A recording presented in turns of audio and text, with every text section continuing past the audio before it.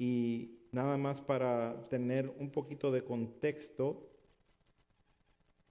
de lo que hemos estado viendo, toda la historia de nuestro Señor Jesucristo en los evangelios se va narrando y se va llevando según es el propósito de cada uno de los 4 libros que narran el evangelio.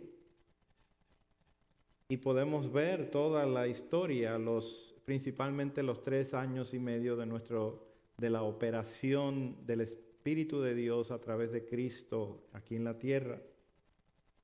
Mas aquí donde nos hemos detenido ya por un tiempo, desde el capítulo 13 al capítulo 16, al final, nos encontramos en unas horas de pláticas, en una cena, la última cena que tuvo el Señor Jesucristo con sus discípulos, en un lugar donde había sido escogido soberanamente de parte de Dios para llevar a sus discípulos a este lugar, para lavar sus pies, para servirle a ellos, para tener esta cena con ellos que tanto anticipaba, para entonces hablarles de su partida.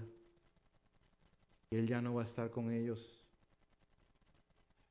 En lugar de Jesús en una forma física junto con ellos, va a estar uno paralelo con Él, uno igual que Él, que es el Espíritu de Dios, el Consolador. Jesús le promete el Espíritu Santo. Y es en esta plática que el Señor revela que uno de ellos lo va a entregar. Y Él sale de esta plática, sale de esta reunión.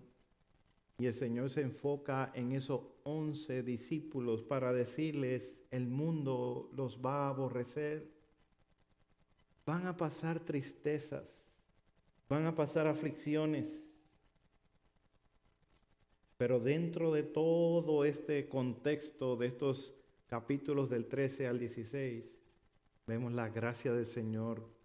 Quien sabe qué es lo que va a suceder, que los desafíos que van a tener sus discípulos, saben que al final, Él sabe que al final ellos serán victoriosos, porque Cristo venció. Así que en este día vamos a ver esta última parte del capítulo 16. No voy a leer todos los versículos en estos momentos, los voy a leer según vayamos en los puntos. El título de este mensaje es La seguridad de la redención.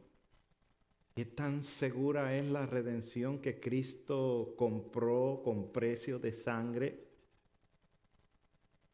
Y para esto vamos a ver 3 transiciones que demuestran una certeza absoluta de la redención que compró Cristo. 3 transiciones. Vamos a ver de un lado al otro cómo transiciona estas 3 transiciones para que nosotros podamos ver qué tan sólido, seguro, absoluto es la compra que hizo nuestro Señor. Así que en primer lugar vamos a ver del lamento al gozo infinito. Y para eso voy a leer los versículos del 16 al 22. Todavía un poco y no me veréis. Estamos en el capítulo 16, perdón hermano. Quiero asegurarme que todos tengan Biblia en mano y capítulo 16 del libro de Juan. Y estamos en el versículo 16. Y por favor, mantenga su Biblia abierta para que pueda recibir todo esto con claridad. Versículo 16 dice así: todavía un poco y no me veréis, y de nuevo un poco y me veréis, porque yo voy al Padre. Entonces se dijeron algunos de sus discípulos unos a otros: ¿qué es esto que nos dice todavía un poco y no me veréis, y de nuevo un poco y me veréis? ¿Y por qué yo voy al Padre? Decían pues: ¿qué quiere decir con todavía un poco? No entendemos lo que habla. Jesús conoció que querían preguntarles y les dijo, preguntáis entre vosotros acerca de esto que dije, todavía un poco y no me veréis, y de nuevo un poco y me veréis. Versículo 20, de cierto os digo, que vosotros lloraréis y lamentaréis y el mundo se alegrará, pero aunque vosotros estéis tristes, vuestra tristeza se convertirá en gozo. La mujer, cuando da a luz, tiene dolor, porque ha llegado su hora, pero pero después que ha dado a luz un niño, ya no se acuerda de la angustia por el gozo de que haya nacido un hombre en el mundo. También vosotros ahora tenéis tristeza, pero os volveré a ver y se gozará vuestro corazón y nadie os quitará vuestro gozo. La frase todavía un poco, no me veréis, y de nuevo un poco y me veréis, está repetida aquí 3 veces. Jesucristo ya ha dicho que no me veréis en el versículo 10, estuvimos viendo la semana pasada, por cuanto voy al Padre. Sus discípulos han entendido que se refiere que Jesús se está despidiendo de ellos. Jesús ya no estará en la forma que ha estado con ellos por los últimos 3 años y medio.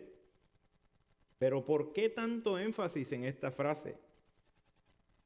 Es una cuestión de tiempo. Ellos están confundidos de que cómo puede Jesús decir, y de nuevo un poco y me veréis. Como si estuviera diciendo que no me van a ver por un poco, que su ausencia será muy breve. Y por otra parte dice de ir al Padre de una forma permanente.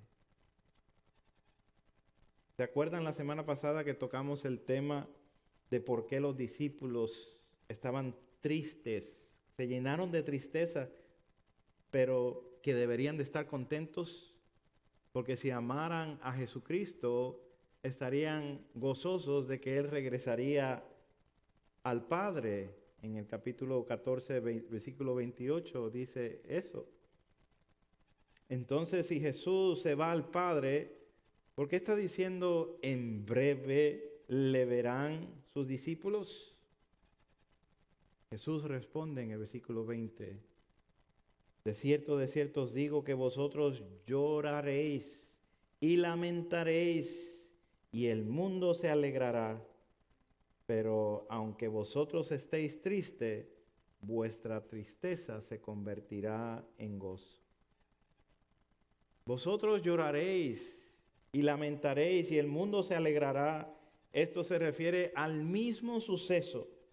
Mientras ellos van a llorar y se van a lamentar, el mundo lo va a celebrar. ¿A qué se refiere? A la muerte de Cristo. Ellos pasarán por un profundo dolor, lamentarán la muerte de Cristo. Los evangelios, los 4 evangelios confirman la dura, profunda tristeza que llevaron los discípulos. Recuerden que la resurrección todavía no ha pasado, Jesucristo todavía no ha muerto. Este es el día jueves. Jesús murió el viernes y hasta el domingo fue la resurrección. Así que todavía esto no ha sucedido.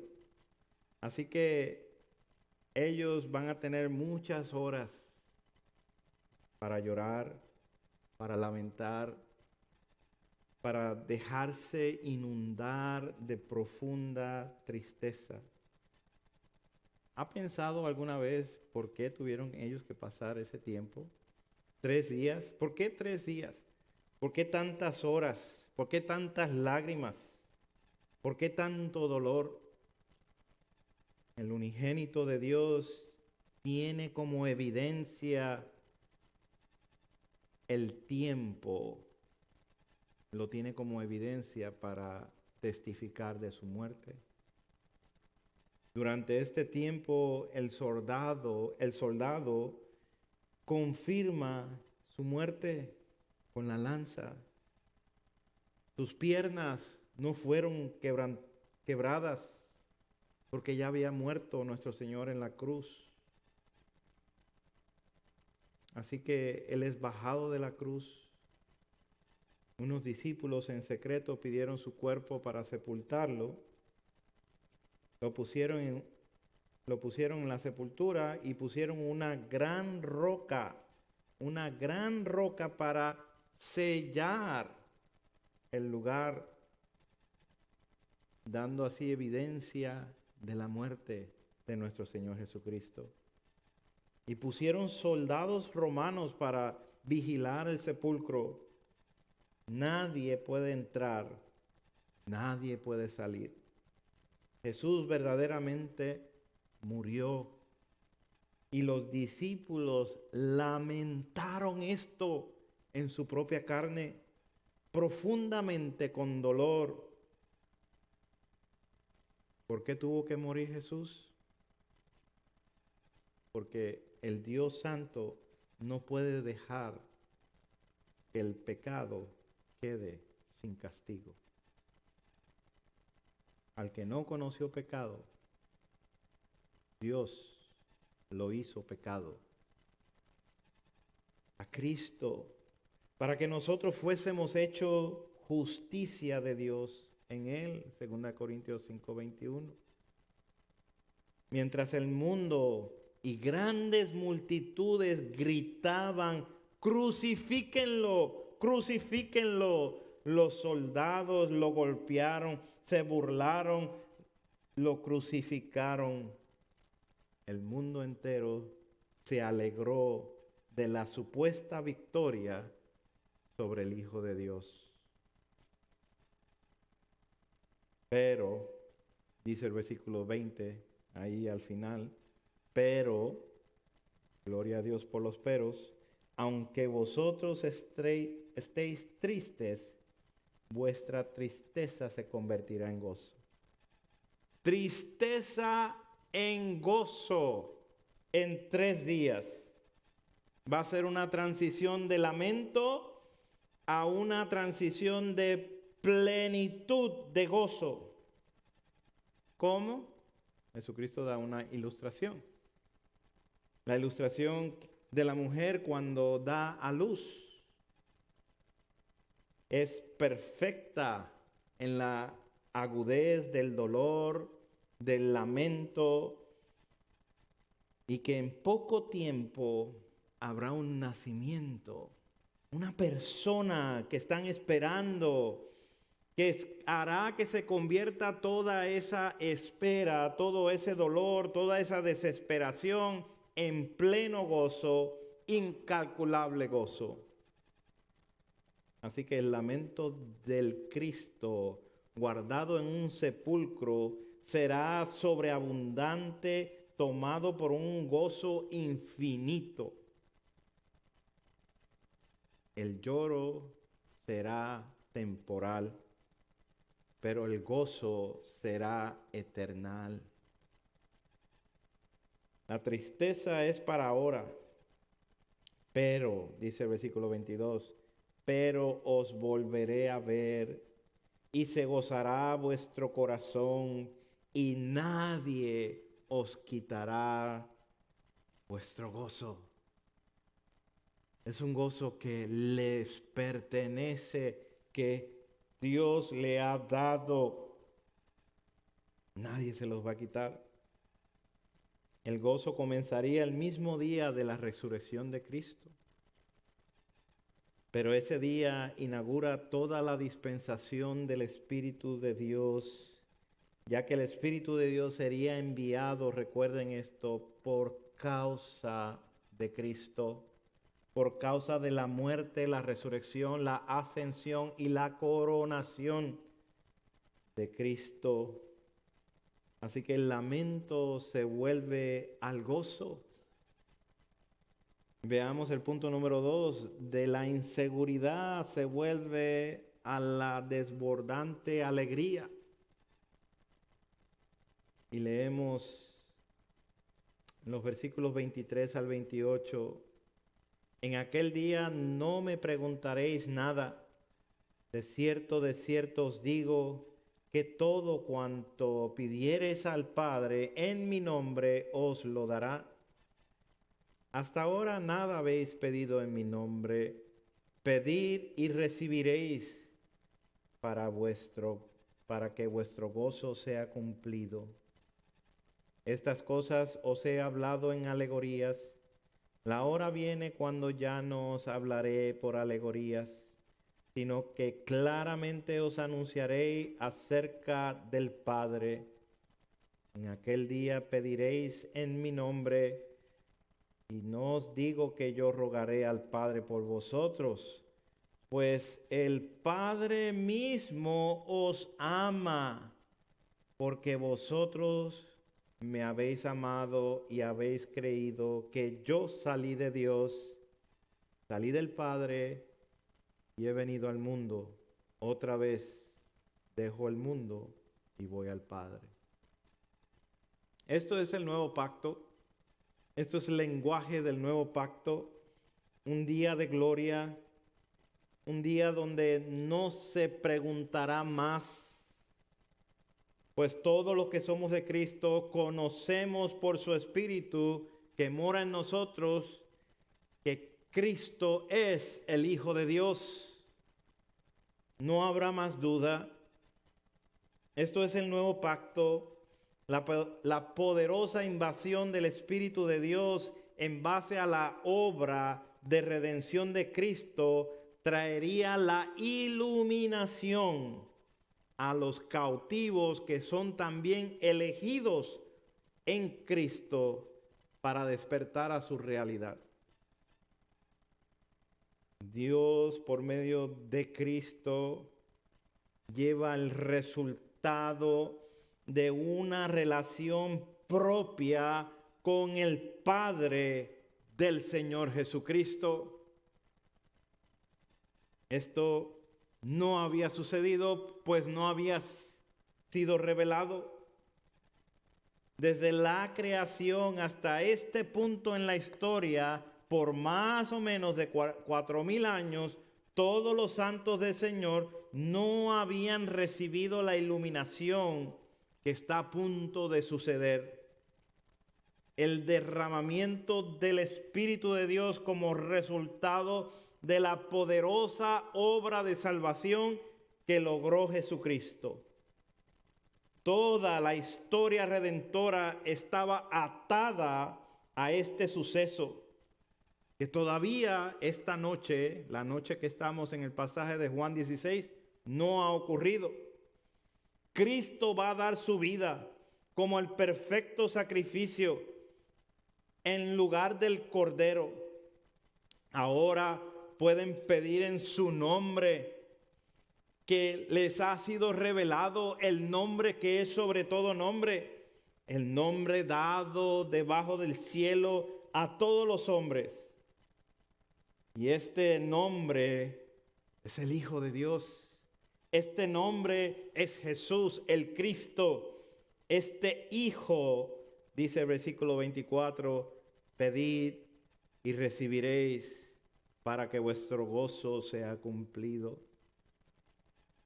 No solo serán perseguidos por causa de Cristo, sino que serán bendecidos por causa de Cristo, para que vuestro gozo sea cumplido. A solo unas horas de ser entregado, sacrificado, crucificado, el Cordero de Dios está enfocado no en lo que le va a pasar a él, sino en los beneficios gloriosos para favor de su iglesia por medio de la obra de la cruz. El gozo será cumplido en ellos. Qué amor tan lindo, qué amor tan grande y profundo que ha derramado Dios. Qué amor tan fuera de límites de nuestro entendimiento.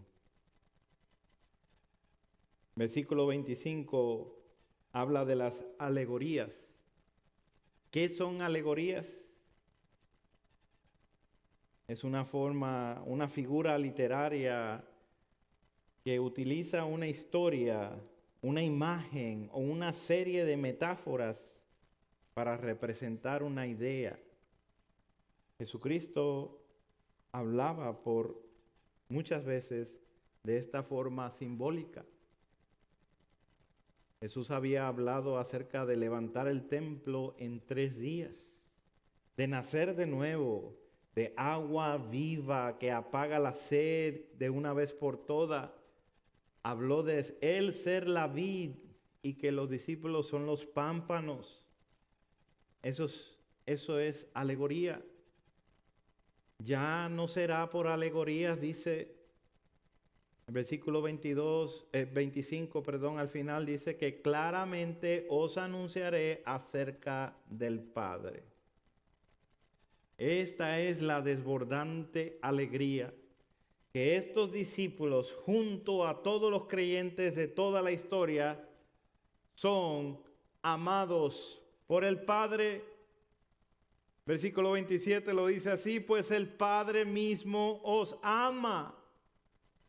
Este amor no es una situación teórica, sino que ellos mismos experimentarán el amor del Padre por medio del Espíritu de Dios, quien ha sellado sus vidas que le pertenecen a Cristo.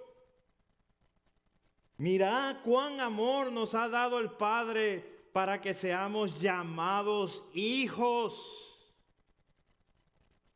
Este amor lo cambia todo, pues pasamos de ser enemigos de Dios, personas que aborrecemos a Dios, para ser amados por Dios. El acceso libre al Padre, la libertad de pedir en oración está totalmente anclada a la obra que está ejecutando el Cristo, el Hijo de Dios. Y da 2 razones en este texto, versículo 27, 2 razones por esta seguridad del amor del Padre. Dice, el Padre os ama. ¿Por qué? Versículo 27, porque vosotros me habéis amado y habéis creído que yo salí de Dios. 2 razones. Amado al Hijo de Dios, que también significa habéis guardado sus mandamientos, que también significa habéis regocijado que Él regresa al Padre. Habla de una relación particular, de una relación especial con el Hijo de Dios. Y que fue enviado de parte de Dios es la segunda razón. Este fue enviado de parte de Dios, habla de la autoridad total que tiene el Hijo de Dios. El Hijo identifica esa autoridad hablando por sí mismo, en primera persona, hablando de su propia voluntad. Yo quiero que nadie se pierda esto, hermano. Versículo 28. En primera persona Jesucristo dice, salí del Padre y he venido al mundo, otra vez dejo el mundo y voy al Padre. Está hablando en primera persona y está hablando acerca de su voluntad, cosas que Él ha hecho. Salí del Padre se refiere a la divinidad perfecta de Cristo, a su preexistencia, que siempre ha existido.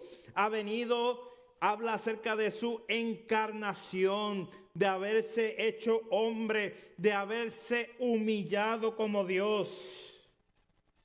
Y otra vez dejo al mundo y voy al Padre. Habla de su exaltación, de ser resucitado, de ascender a los cielos, de ser coronado a través de la victoria que obtuvo en su humillación. Por causa de esta obra totalmente voluntaria del Hijo de Dios, resumida en el versículo 28, es que tú y yo podemos disfrutar de una amorosa comunión con el Padre por medio de su Espíritu. Porque Él vino desde los cielos, descendió a la tierra y hasta los infiernos para que tú y yo no tuviéramos que descender a los infiernos, sino ascender con Cristo a los cielos donde Él está sentado en toda potestad y gloria. Juan presenta un libro en el libro de Apocalipsis 13, que se llama el libro de la vida del Cordero que fue inmolado. Hermano, hermana, de esto se trata nuestra vida. No es de nosotros, no es de nuestros planes, es de Cristo. El libro del Cordero inmolado es toda la historia de la redención, desde la creación hasta la culminación, hasta el estado eterno, donde Dios se lo ha entregado a su Hijo, y es el Hijo de Dios quien tiene los derechos de abrir, de quitar los sellos, entrar a la historia y volverse el punto número 1 de toda la historia humana.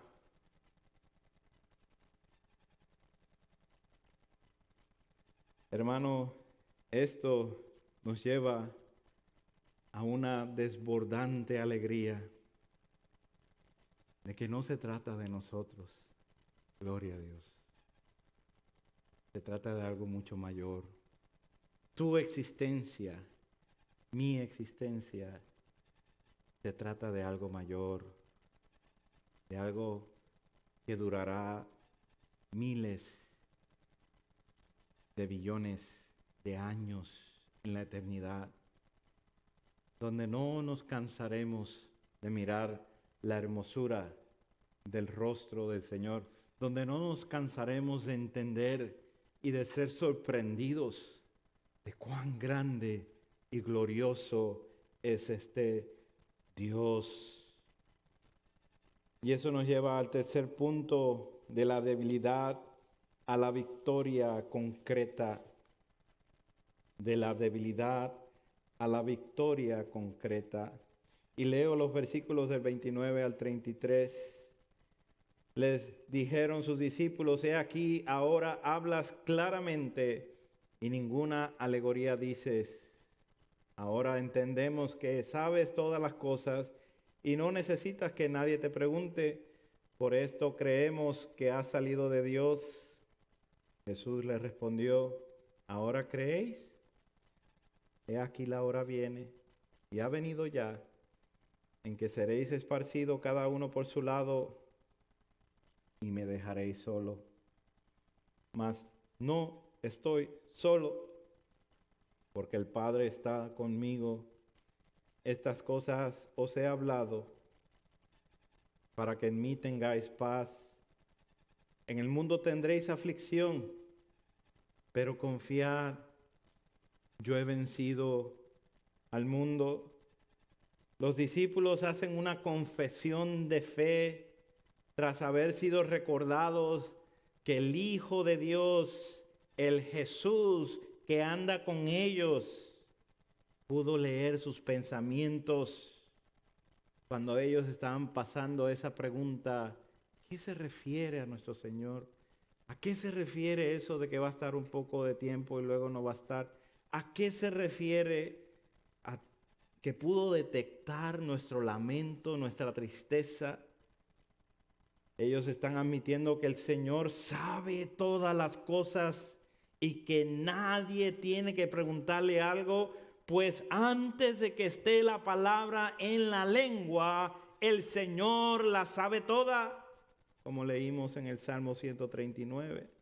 Él es omnisciente, lo sabe todo. Ellos han creído que Jesús ha salido de Dios. Ellos han creído la palabra de Cristo.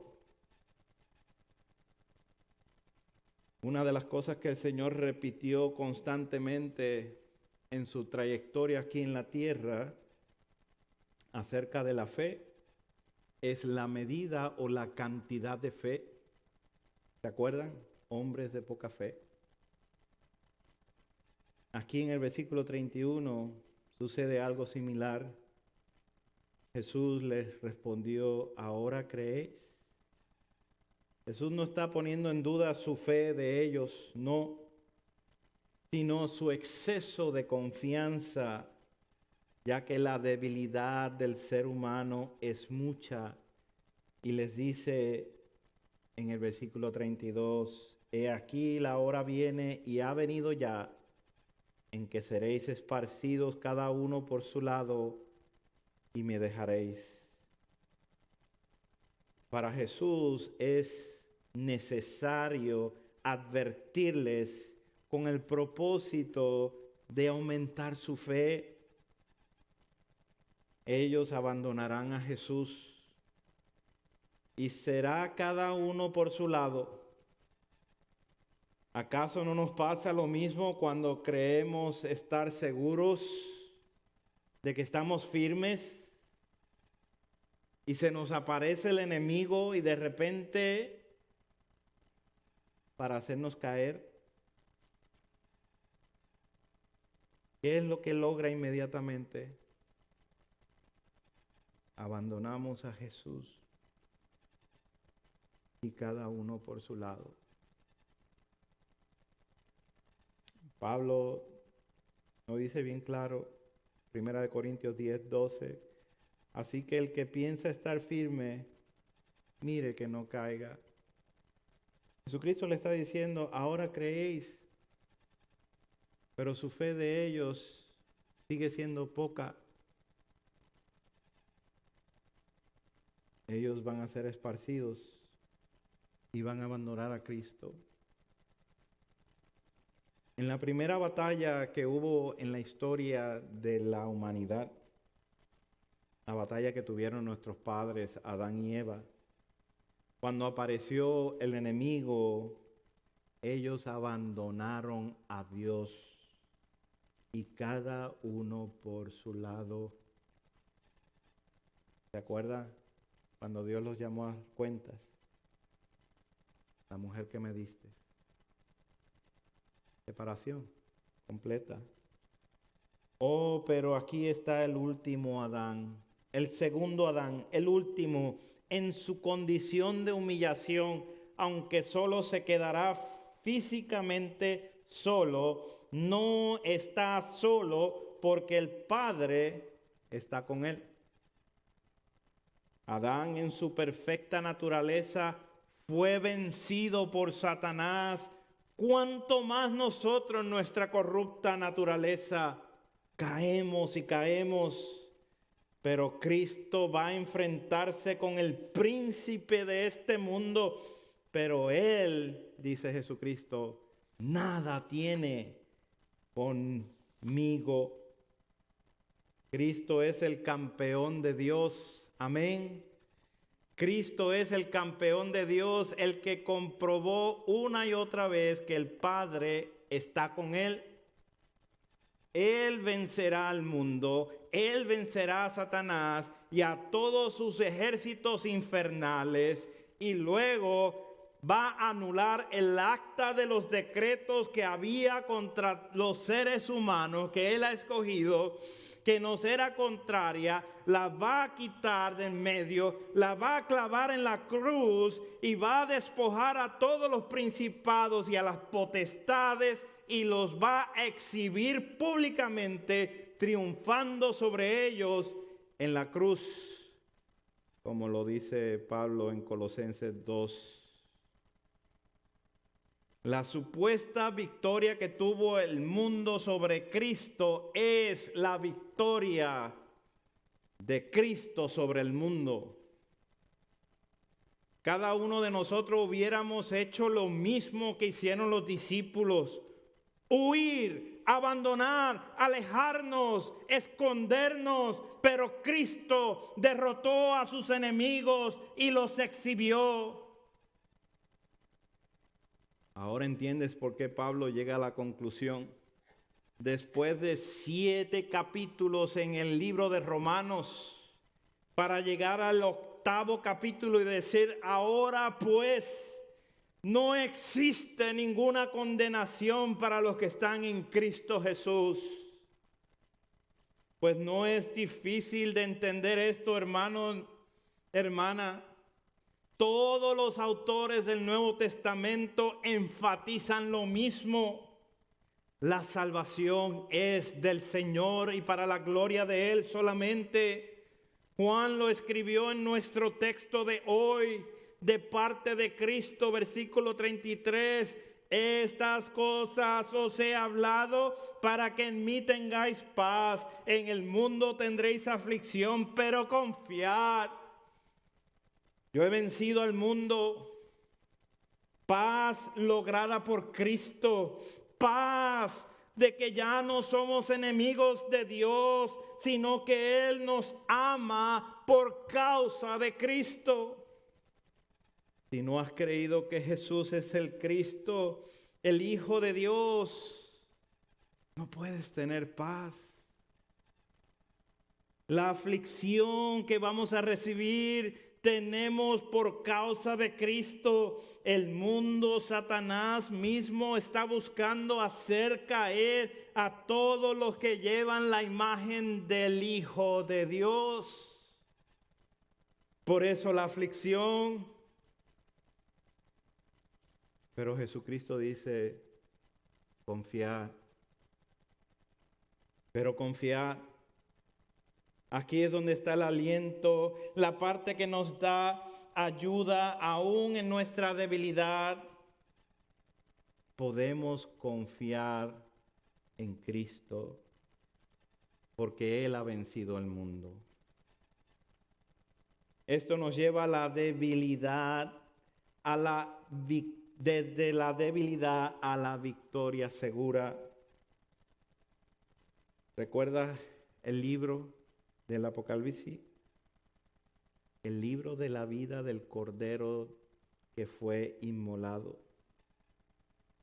Este es el libro de la vida, donde antes de la fundación del mundo ya están inscritos los nombres de aquellos que Dios ha elegido.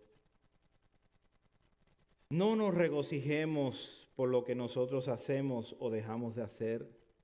Claro que tenemos que hacer morir el pecado. Claro que necesitamos arrepentirnos y confesar nuestra maldad y perdonarnos unos a otros. Pero siempre confía no en lo que tú haces o dejas de hacer, sino en lo que Cristo hizo porque Él venció.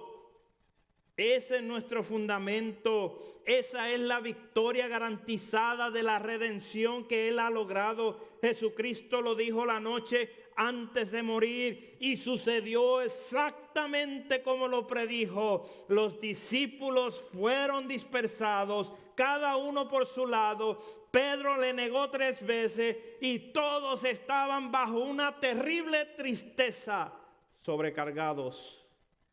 Pero gloria a Dios porque llegó el domingo. Gloria a Dios porque llegó el domingo, que en latín es dies Domini, de donde viene la palabra domingo. Domini es Señor, dies es día, día del Señor. Llegó el día del Señor, el día de gloria, el día de resurrección. Y en este día que todo cambió para esos discípulos y para toda la historia. Después fueron afligidos con grave tristeza por 3 días, pero fueron unidos para siempre sus vidas con el Señor. Porque les había dicho, confía en mí, yo he vencido al mundo. Iglesia, confía en Cristo, pues Él ha vencido al mundo. En conclusión, 3 transiciones que demuestran una certeza absoluta de la redención, del lamento, la inseguridad y debilidad, al gozo desbordante, alegría fundamentada por la absoluta victoria del Cordero que fue inmolado para que tú y yo tuviéramos vida. Toda la obra de la salvación está anclada en la misericordia y soberanía de un santo Dios. ¿Vives con esta seguridad? ¿Le crees a Dios? ¿Le crees en su palabra? La única manera de tener paz y verdadera paz y gozo ante el dolor y la tristeza es por la fe. Es por la fe de aquel que venció. Esto no es fe así nada más para ver si sale, para ver si sucede, para ver si gano algo. No. Esta es la fe que es más concreta que este pedazo de madera, para que usted y yo no nos estemos tambaleando, sino estemos seguros que verdaderamente Cristo ha comprado a su iglesia y que le pertenecemos. Iglesia, confía en Él. Confía en el gozo de que Dios haya hecho nacer un hombre entre nosotros, el unigénito del Padre, la simiente de la mujer. Regocíjate que no nos abandonó, sino que vino por nosotros el Hijo de Dios para que tú y yo tengamos paz con Dios. Y que podamos, de una manera que aún no podemos comprender y quizás nunca, podamos decirle Padre al Padre de nuestro Señor. Adoramos.